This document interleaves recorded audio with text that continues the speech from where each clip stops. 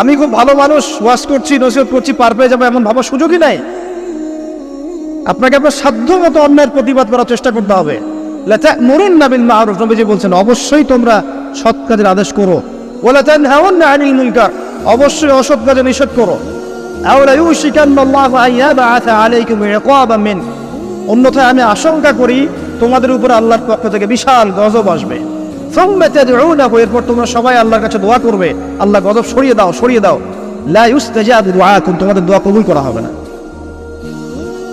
নবী সাল্লাল্লাহু আলাইহি ওয়াসাল্লাম বলেছেন মান রাআ মিনকুম মুনকারান, তোমাদের মধ্যে যে কেউ হুয়েভার হি ইজ, যে কেউ যদি কোনো মুনকার, নোংরা গর্হিত কোনো কাজ দেখে, তাহলে যেন ফাল ইউগাইয়ির বিয়াদিহি, তার সামর্থ্য থাকলে হাত দিয়ে যেন ঠেকায়।